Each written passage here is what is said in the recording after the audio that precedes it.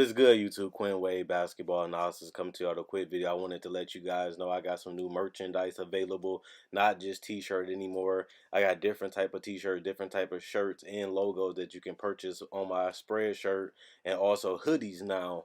We have expanded and added more to the channel and more merchandise for the brand. Thanks for supporting. It will be in the description and the links will be in the comment section below. Thanks for helping me and supporting the movement. Quinn Wade Basketball Analysis. I'm going.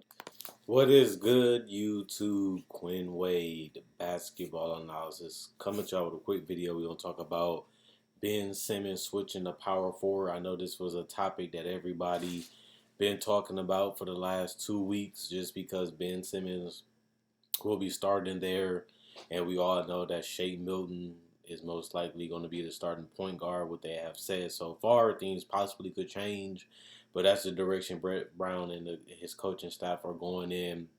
As you know, Ben Simmons has been a guy that a lot of people thought would be better offensively.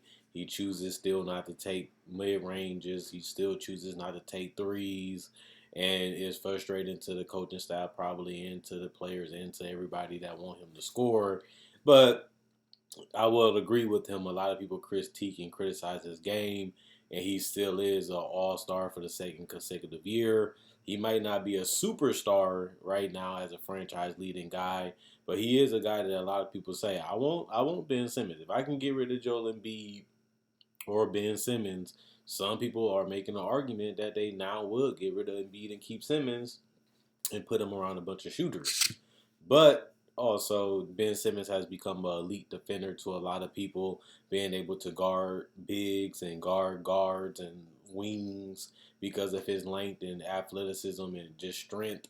It is a powerful thing to have a guy that can defend on the perimeter and also possibly defend in the inside, depending on what lineup is out there and who he's guarding.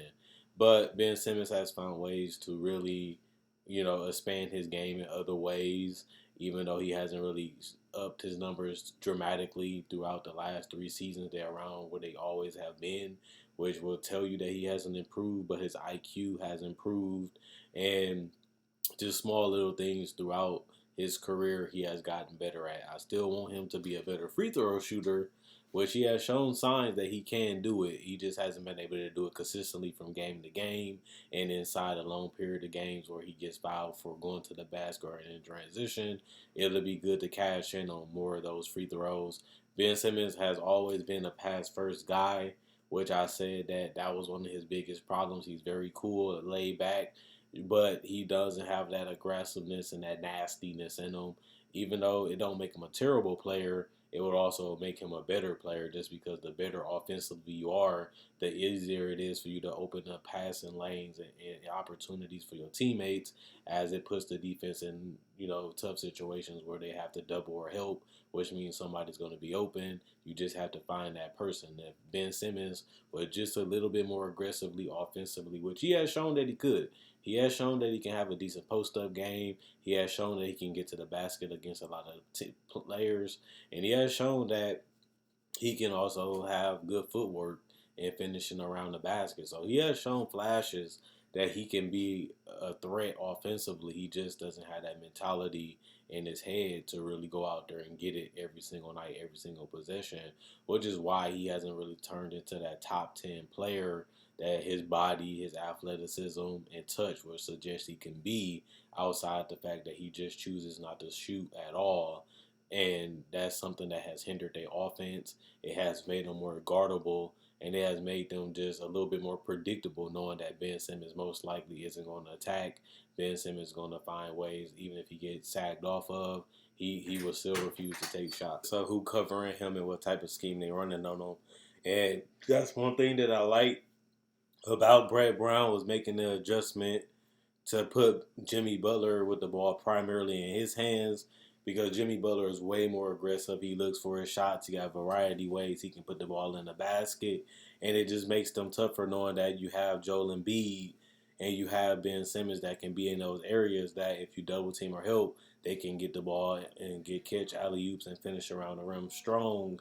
And if they could just, just like they did with Shea Milton, let's use Ben Simmons in the open court. If he get a rebound, he can be our transition guy, finishing around the rim, finding the shooters, putting pressure on the defense if Joel Embiid runs the floor, and it's just going to make them a lot more interesting. It's going to give them a lot more space, and that's always good, especially if Ben Simmons is still going to continue to not want to be aggressive and shoot.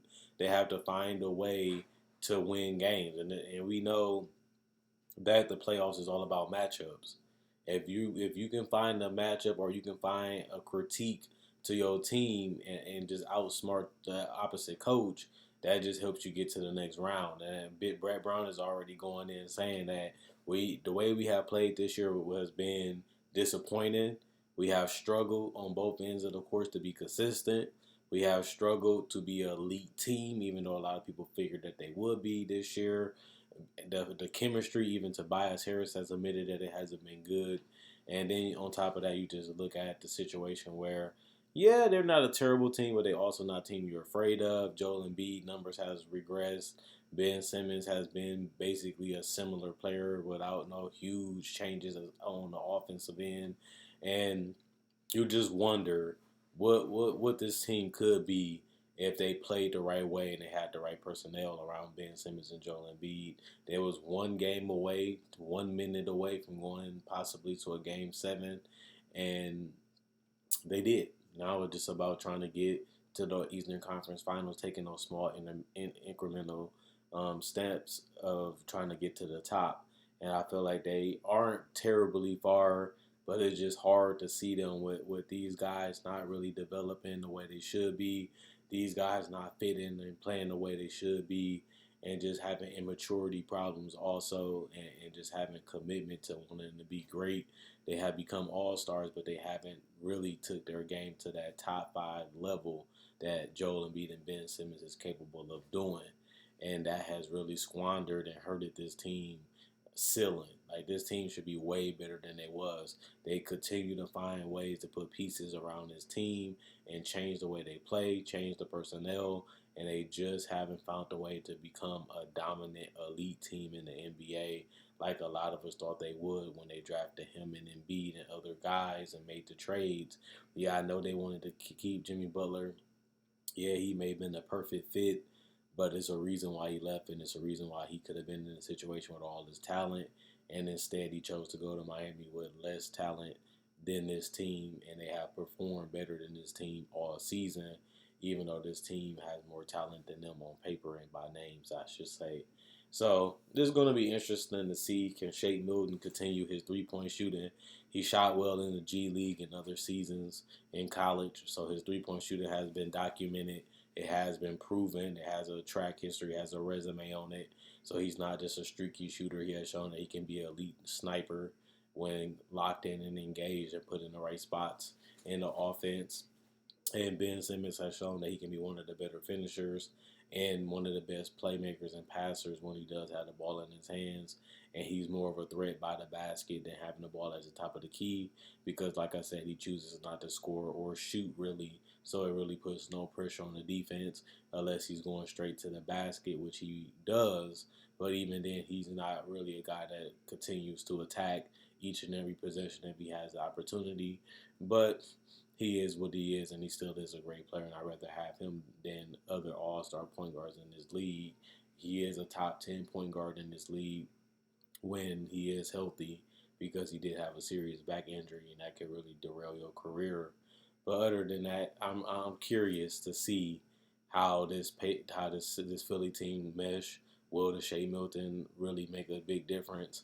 Will they change some of their plays and change some of their style just because of this adjustment?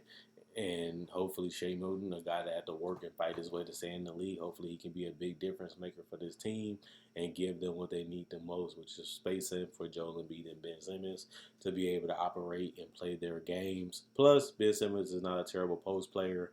I think that's something that's interesting too. And neither is Joel Embiid, who has been one of the most dominant post players in the league when he does get it in the low post or the mid post. Other than that, let me know what you guys think. Is Joel Embiid duo, will it work? Will it fail? Will it flop? Are they overrated? Should they be broken up? However you feel about the Philadelphia 76ers and their team and how they play, just let me know in the comment section below, as I do read every comment. Also, check out my Facebook page, analysisplayground.com. Link in the description, comment section below. Like on Facebook to show support. Thanks for everybody that likes on Facebook. Thanks for everybody that likes this video and share, as it does help the channel reach more people and grow. And on top of that, if you're new to the channel and you like these type of videos, I make these type of videos each and every day.